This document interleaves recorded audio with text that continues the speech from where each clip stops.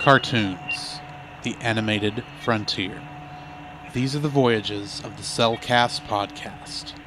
Its continuing mission to explore strange new cartoons, to seek out new animation styles and new creative storytelling methods, to boldly go where so few ever go again.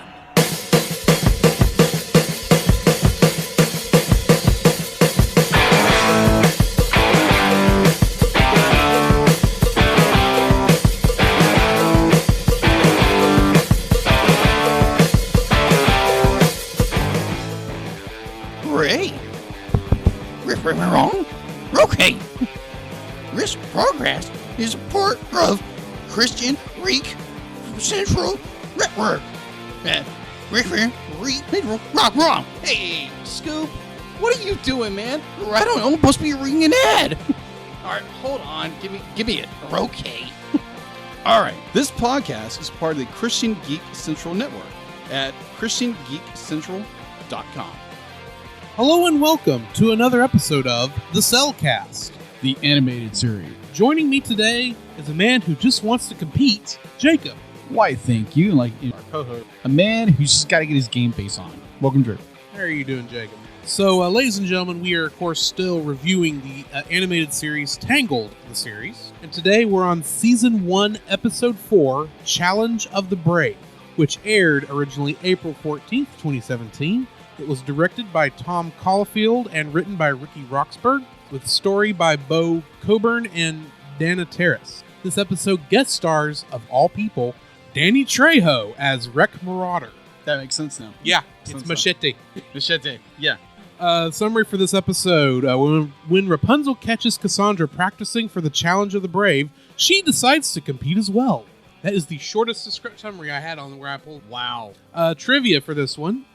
Some of Lady Kane's thugs from the can be seen in some of the shots. And the Goofy Holler can be heard when the first competitor is sent flying by a giant hammer. That is true. So, what are your thoughts on this episode? Oh, Cassandra herself. She's always trying to prove herself. Right. And Rapunzel's, this would be fun. And not realizing this is ever since Cassandra, her father's captain of the guard, and she's just trying to play her game. It's Rapunzel. Rapunzel, like, I need to back off. It's a learning kit. Yes. I will say this has got to be the episode densest as to what's going on around her. That is true. But at the same time, I absolutely love all the crap that Eugene goes through. Even with the horn thing, which I swear has got to be a reference to Zayla World Series a couple years back. Do you remember that? No, I don't. I think this was like 10 years ago, South Africa, I think. Yeah. They had the World Cup for soccer. And the audio, everyone here had what these vuvuzelas, big multicolored.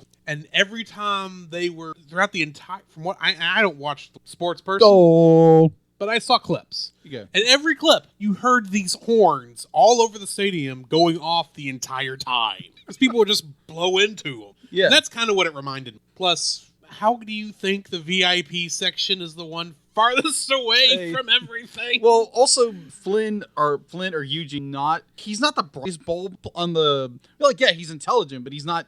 Yes. He's not the sharpest tool. And he was a little too excited even before he found out his girlfriend was going. Oh, yeah. And if he'd have kept his big trap shut, Cassandra could have gotten away with it. Yes. Yeah, it was a fun episode. At one point, it wasn't even Eugene, Pascal. Yeah, Pascal did it too. So, I'm thinking, how does a chameleon blow a horn? All you need is lung power. He's got enough muscles there to throw that tongue out. So that's maybe true. Somehow he can move it around. I don't know.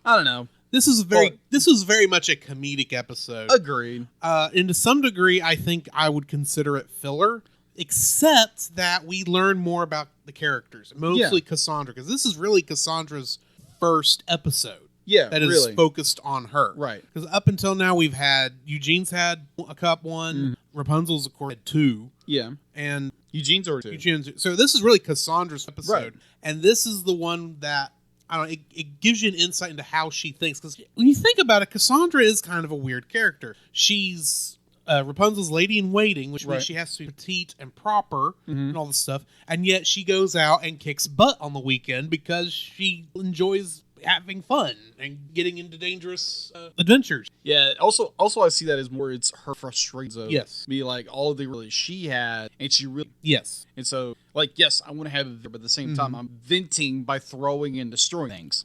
One of the things I am curious of, and I don't know if they're going to touch on this later on, I hope they, is how she got put on first place. That's a good point. Because we don't really know why they picked her over anybody else. I can understand the captain of the guard, maybe her father, or her adopted father, that we've got to that part yet. But I can see him putting in a good word at the castle. Maybe she was a good servant up until that point. Needed somebody to help Rapunzel. Easily could make the transition over. Yeah. But...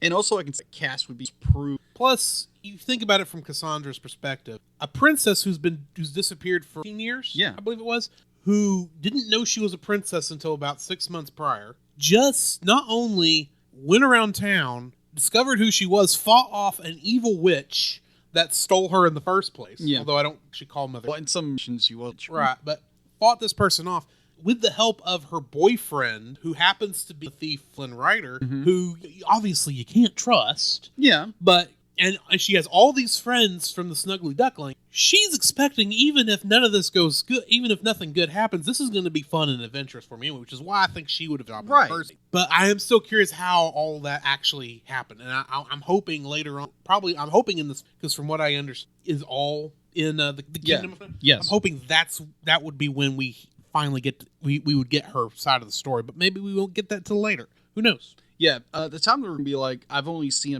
that has, but Yeah. or it Maybe I can see it working either way. either way. That I think they kind of wrapped. Pretty much. So join us next time, episode 5, Cassandra versus Eugene. This is gonna. Indeed. Come, Jacob. We must prepare for next week. Prepare for what, Drew? The same thing we do every week, Jacob. Record a podcast. Oh, boy. So where can they find you, Jacob? You can find me on Facebook at Jacob B. Heron, also on Facebook at Jacob's Daily Art Corner, where I try to draw each and every day. I don't get to it as often as I like, but join me there. Also, you can find me on Instagram at Jacob B. Heron, on Twitter at Jacob Heron, and Letterboxd at Jacob Heron. So where can they find you, Drew? You can also follow me on Letterboxd at GGeorge759, Facebook as Drew Dodgen, my Facebook page where you can see pictures I've taken at Drew's Photo Bin. You can also follow me on Twitter at GGeorge759. You can email us at thecellcastpodcast@gmail.com. You can also follow us on Twitter at cast_cell. You can follow us on Twitch at twitch.tv/thecellcastgaming. You can also follow us on YouTube at Cellcast, Listen to our podcast on Apple Podcasts, Google Play Podcasts, Stitcher, Spotify, and your favorite podcast directory. You can also listen to us on the Movie of the Week podcast with Jim Heron, where we talk about live-action movies. And remember, Cell is a single L.